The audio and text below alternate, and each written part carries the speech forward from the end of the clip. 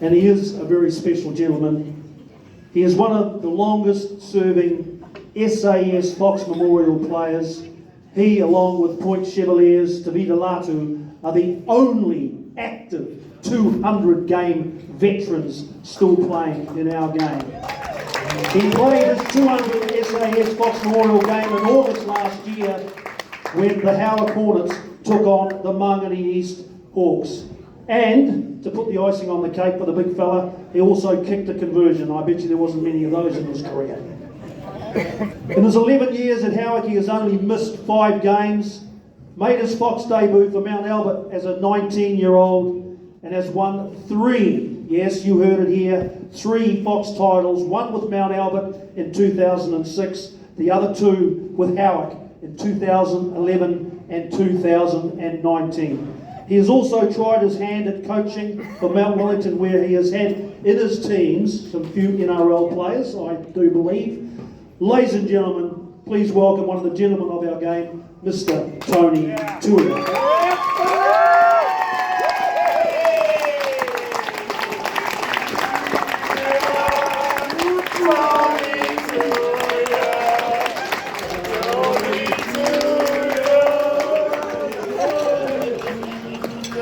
I think to start off with, you should show us a bit of dance like the SDA group just started. No.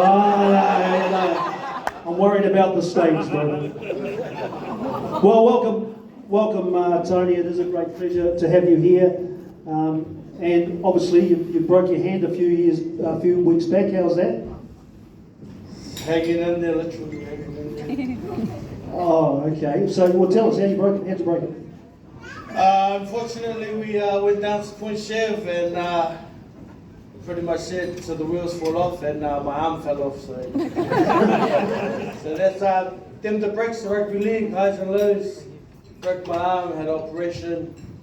Got a steel plate and a couple of screws in there. Make me more the better for next year. Yeah, boy.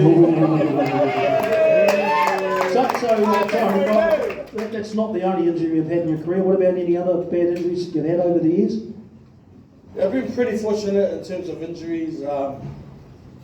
Back when I was at Marist, I had stress fractures in my legs due to my lightweight. Okay, that wasn't a joke, but so I got a rod and a plate in my left leg. But I've been fortunate enough at Howick, so like I said, I've been at Howick for 12 years. I went through Howick 10 years, missing 5 games due to not having many injuries. And I put it down to, you always hear guys say, oh, I pulled my muscle. Well, I'm fortunate enough to not have many muscles. I was, you never hear anyone say they pulled their fat and... Well, you do, but we can't go into that here. This is a family interview. They don't pull their fat on the field, so I was lucky enough to have a lot of extra weight in certain places, so that's always helped me. And I know, especially in this day and age, it comes down to sports science. Well, I like to stand there in front of the scientists and tell them to pick out the athlete, and it will never be me. So, tell me, mate, you've obviously been in the game for a heck of a long time. Take us back to your first game of footy. How old were you and where was it? Yeah, so my parents footy tragics. My old lady, she's loved footy, but never played it. She's from the town of GI, so Mount Wellington was her club. My old man's a footy tragic. He's a central boy from Richmond, and but he followed my old lady up to the east. So my first game of footy was under 6s at Mount Wellington. Probably not many Mount Wellington people here now. But that was my first game, and yeah, pretty much that's where it started for me. And I was lucky enough, you know, I think Shane touched on it when he talked about being from back in the days. For me, we didn't have Sky. So my rugby league was, like Shane said, you went to Carlo Park and you watched at Carlo Park. You watched the local footy, local footy for me was all that. Like that was the NRL for me. So I used to watch my old man play at Mount Wellington, Senior Bs and Phelan, and used to follow him around. Like it was all that. Like for me, my dad was the NRL player, and he was only playing at Mount Wellington. I used to wonder why they used to bring out the crate at half time. Right? I used to get paid $5 and a pie. So to be the ball boy, I wish I never got the pie because now look at me. So that's where my footy started, following around local football. And I know there's not many like that now, but for me, local football, I know there's still a lot of people from back then, the realists from back then, that when Shane stood up here and talked about the 40-year-old jersey, I think my mate, who's now quite young, but is getting old, Jeffrey, his old man, would have stood in that jersey, Clayton friend, and there would have been a lot of people here. When I look at a lot of these faces, they would have stood there. I think that's why they got the young guys to dance first, to like say all the young people go, okay, you can relate to that guy. Now we'll get the fat old guy to come up and talk to everyone. So relate to the older people. When Gordy first hit me up, he says, mate, can you come be there? I said, no chance. I said, first of all, first problem is half the people in Auckland Rugby League hate me. That is very true. And the second part is so I just like going, mate, why? So because the Warriors are overseas, and I've been to a fair few of these, and there's always been a bloody legend that stood up here. Now we get they said, oh, who are we going to get? I'll get the fattest guy from the Fox. We couldn't turn up, so they got the second guy. Who's the fattest? Who's the fattest? Look, mate, 19 years of age, Mount Albert Lions, you make your premier debut. Tell us about that, and I mean, you must be shitting yourself, excuse my French, but 19 years of age for the mighty Mount Albert Lions, how was that for you? Yeah, so the bro brought it up in 2006. There was a few years before, so the barter card was around back then. For those that know, the barter card, that was our top league. And I was fortunate enough when I was 17 years old, I was able to make the Tornadoes, but that's only because my dad played there, so the coach sort of felt guilty, so he let me play a few games, and then did a few things between that. But when I came back, I went to Mount Albert Lions. That was one of my dad's junior clubs, and also there was a guy there by the name of Chop, told me come and give it a go. So I went there. The problem was I was behind Julian O'Neill and Shannon Stowers. Julian O'Neill from Super League, carved out a great career. Shannon Stowers had just debuted for the Warriors the year before, so there was only one spot for the prop on the bench, and unfortunately it wasn't me, so I never played, so I played in the Fox. And I was just talking to young Ackers over there. I said, man, what age were you in 2006 when I won the Fox? Bro, it was year 3. I said, I don't know if it was, because back in my days they called it standard. So. You mentioned a couple of players there already at Mount Albert, and Chop was the coach when you made your debut. Other players, you're sitting in the change room, you're putting on your jersey. Tell me who's sitting around that room with you. Oh, well, Chop was assistant coach to Bluey. Man, he was amazing, but never looked at me, but he was amazing back then. No, it was such a great club. Like, I mean, I know I've been a Howick for a long time, but Mount Albert, I always give it up to Mount Albert.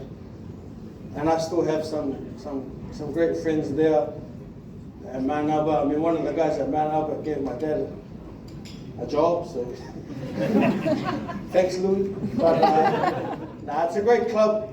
So great that I love beating them, but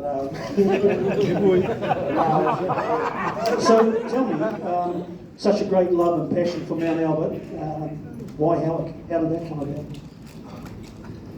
Yeah, so I thought I was the man, and when Howick was at its highest, I went and left to Maris, another great club. I love Maris. Yeah, up to Maris. I went there to a man named Mike Gill, RIP.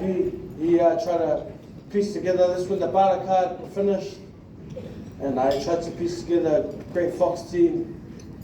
We didn't win. And then a guy named Lee Rotherall called me and he goes, bro, do you remember me from Mount Albert? I said, yeah, bro, I remember you. He goes, yeah, you were the man. I said, yeah, I was. He goes, you're shit now. I was going, hey. I was young, I was in my early 20s, thought my shit don't stink, thought I was the man, and there's this guy telling me that I'm shit now. So he goes, mate, you need to come to Howick, and I'm GI born and raised, so it made sense that I stopped travelling to Central, to Mount Albert, to Maris, and I go to the closest club that was in the Fox. Well, that was Howick's first year in the Fox in 2010. So back then, even when I used to follow my old man, Howick was known for being open age, restricted grade. They wouldn't have called me back then, unless they asked me to play 2 positions. But so I never got the call up when I was open age restricted. But the first year, Howick made it into the Fox. Lee Rutherford gave me a call, told me how shit I was. I was so offended that I turned up to training. And the rest is history. Yeah. The rest is history. Australia. You gave Australia a go. What was that? Who advised you to do that? And what happened when you were over there? I was talking about with a couple of the boys here, Jeffrey and Aiden, and we were talking about how hard it can be in Australia. I know there's a lot of young boys here, probably aspiring to Australia. And yeah, I went and gave it a go, but I went by myself without my parents, and I'm pretty close to them and my siblings. No, I try to act like I'm the man half the time, but I'm a bit of a mama's boy and clearly a daddy's boy too. But it was very hard over there in Australia, and I think that's the hardest part. And I know that's why a lot of guys, when their kids are going over, a lot of the parents are following. Like I know Jace Williams has done that, and a lot of other parents are following their children over there. But yeah, I gave it a shot over there. Didn't work out, and for me, I saw what my old man was doing in local football, and I said, oh man, if I can do half of what he's doing and still love the sport, then I'll be happy. Oh, that was very emotional, mate. Well Hold my hand, hold my hand. In our game, particularly in Auckland Rugby League, to receive or to get to 200 games at the premiership level is absolutely amazing. It's a tough ask. For you, playing your 200th game last season for your club, Howick, how was that for you and for your family? Oh, probably, I don't know, it's quite hard, and they all say, oh, you don't really look at that stuff yet, and that's probably because I feel like I still got a lot to go, but yeah, I was talking to some of the boys before, and yeah, you don't really look at it like that, and 200 game was great, but we look at it like that because it's a huge achievement, 200 games, so you should be very proud, mate. You should be very, very proud. You know, all it means is that I'm old. Like, how do you get to 200? It means that you're old. So I said, nah, I played 100 because I still think I'm young.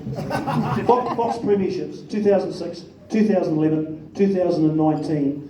Huge highlights, but there must have been other highlights in your career along the way outside of winning those premierships. Yeah, I think, oh man, those, if anyone knows, yeah, they've won some championships, you can't beat it. You know, that's what, we love the sport. If you play to win, you know, you don't play to be fucking shit, but you know, you play to win, and half the people know here, I play to win, you know.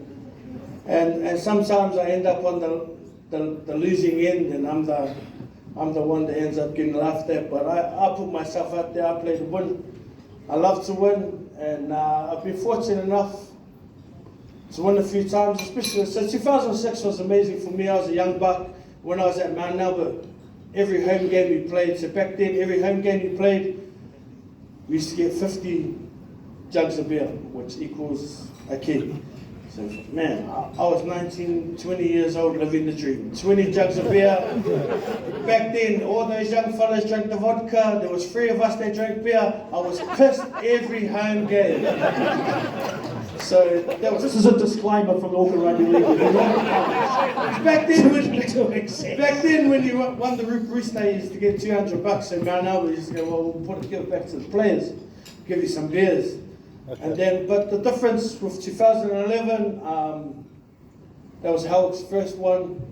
Like I said before, Howick weren't ever noticed as a top grade side, and in 2010 got knocked down in the semis. 2011 we won it when no one thought we should have won it.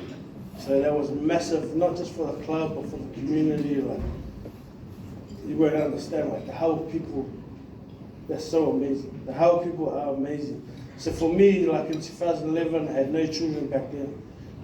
It was crazy. But Okay, we'll leave that there. 2019,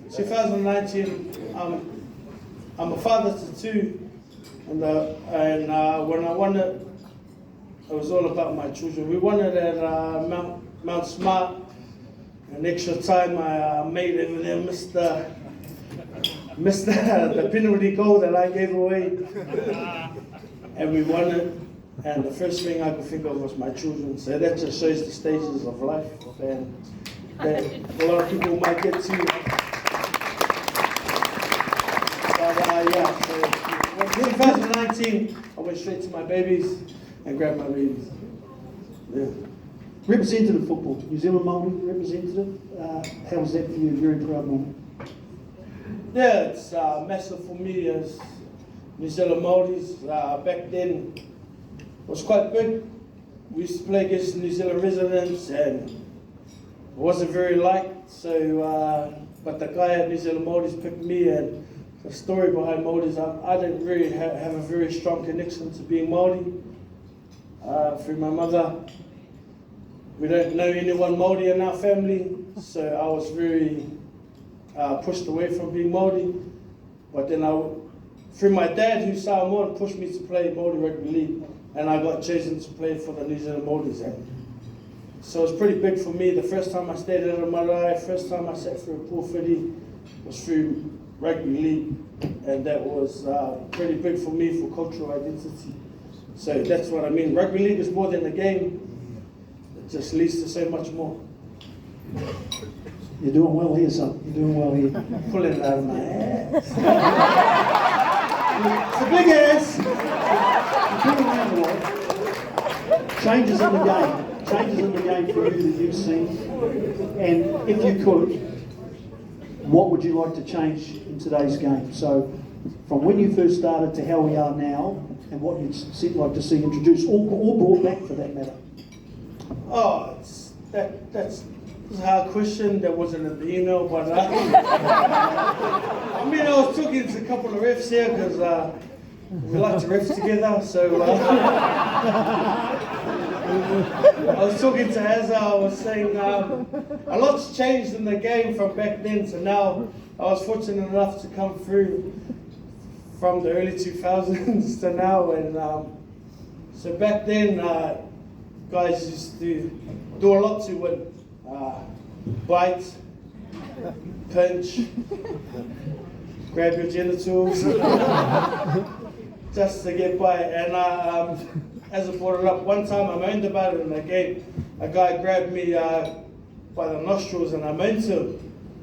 And he was just like, here, just jump in the scrum, just play on. And that was sort of the message back then. If you, excuse my name, if you bitched about it, it was terrible. You know, like I played against guys like Jason Adama, who would grab your balls. Still does. Yeah. Jason does. Solomon from Kit, he used to bite you.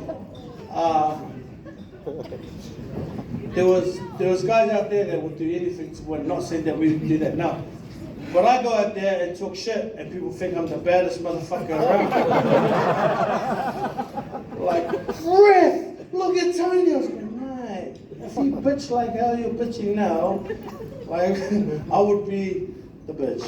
But now these days, hey, but that's not just rugby league. That's the real how much we've changed, the way that we've gone. It's so PC, and now you can't do what you got to do. So now I'm the bad guy because I talk shit and I'm obese. So that's, you know, it is the way it is, and I still love the sport for what it is. And if you ask me what I would change, I would ask some of those guys now, like they got so much time on their hands, they do a lot of CrossFit and train very hard. I have to make my kids lunches, like do all of that. It's so unfair, so they shouldn't be able to train as much as I can.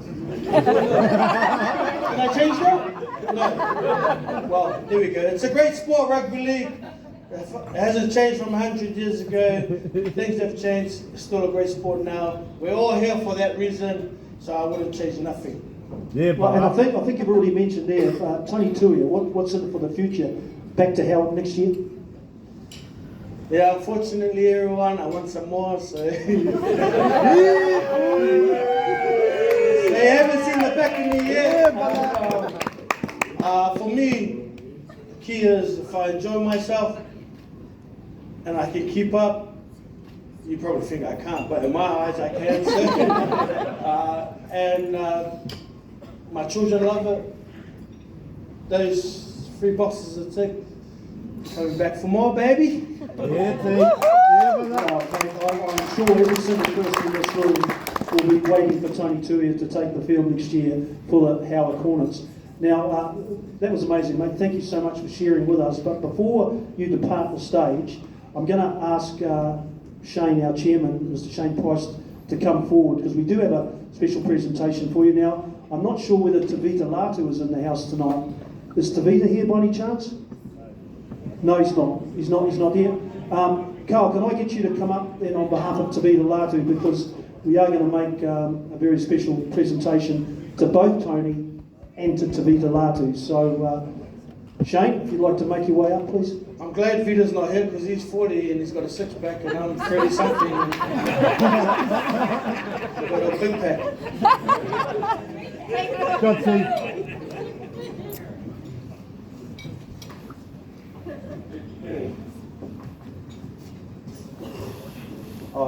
I won't say anything because this says it all. Well, ladies and gentlemen, they are being presented with shields to mark 200 games in the Premiership for Auckland Rugby League. Where's Carl, have you got your one there?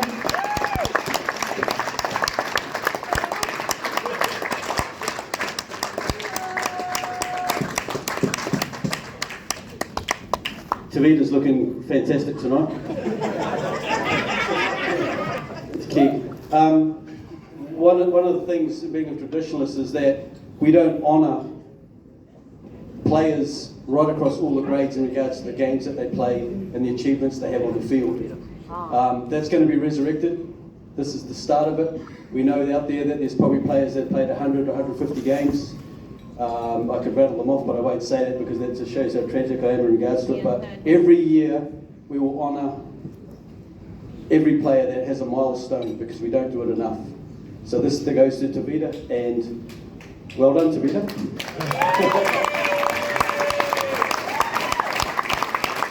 Just on behalf of Tavita, who hasn't said many words of leave it on the field, but thanks very much. Thank you. Awesome. Congratulations to both Tavita and to Tony. A round of applause, ladies and gentlemen.